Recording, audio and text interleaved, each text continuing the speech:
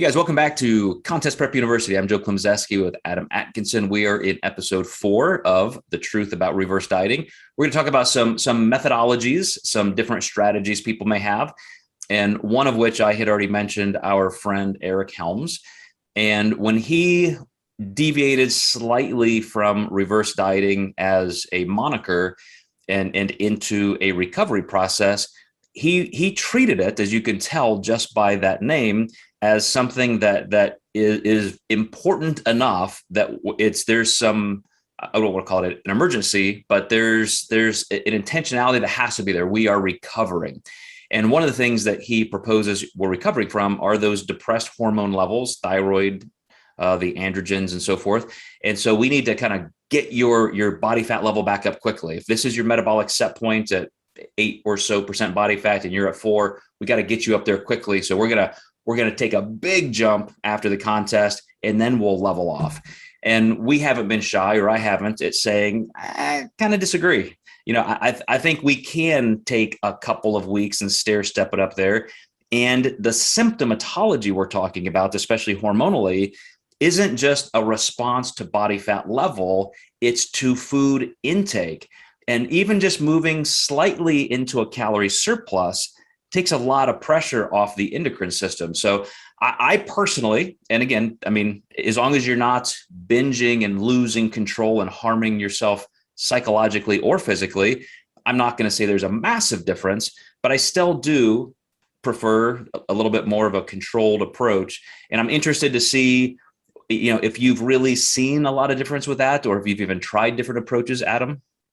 Yeah, I'm glad you asked me about that. When I had read Eric's recovery diet, it looked like another spin on reverse dieting initially, but it seemed more aggressive. So, with me and, not working with very many of Eric's previous clients, I wasn't sure if that was just the methodology he always used. And now that I know him more, there's a variance of things that he uses.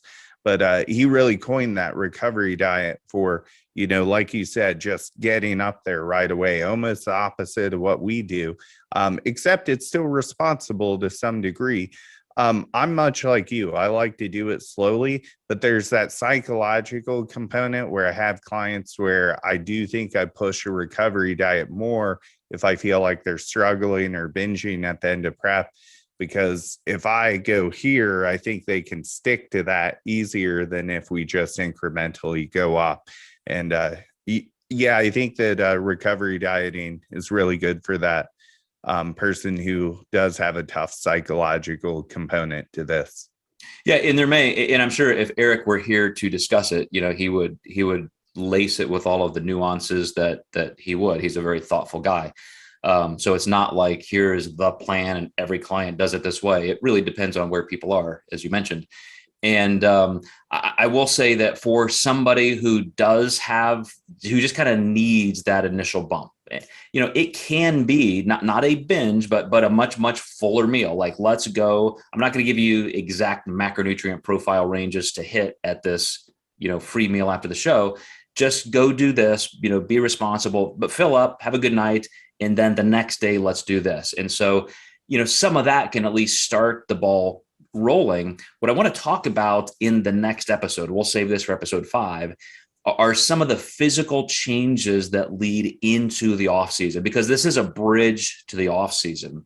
But as we kind of wrap up this one, talking about methodology and controversy, is there anybody that disagrees? Are there people that say, oh, that's stupid, you should just, gain 50 pounds or 40 pounds because that gives you more muscle and all that? I mean, is that even a thing out there now? I think that there's so much of that in the some of the biggest bodybuilders we see.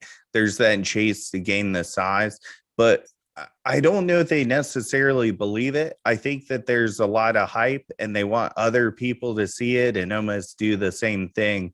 There's a lot of smoke and mirrors on Instagram, and I think that even though someone says they're doing something doesn't necessarily mean that they are. People lie about their weight, and just guys especially, I think, do.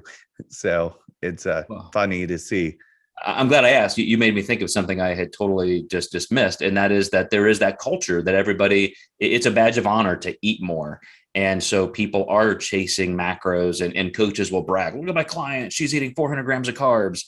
And so again, like that can really be oddly, there's just controversy right now in the government talking about the role of social media on kids and body image. And it's like, well, yeah, what a really bizarre thing to brag about. I had a client, she came to me post North Americans, and her coach posted her macros on his page about her peak week. They weren't even close to the peak week that she got. Interesting. Well, like you said, smoke and mirrors, but we're gonna wrap this up, guys. Episode 5 next time. We're gonna talk about how this truly does become a bridge to a successful off season, which then becomes a successful next pre-contest phase. So we'll see you next time in Contest Prep University.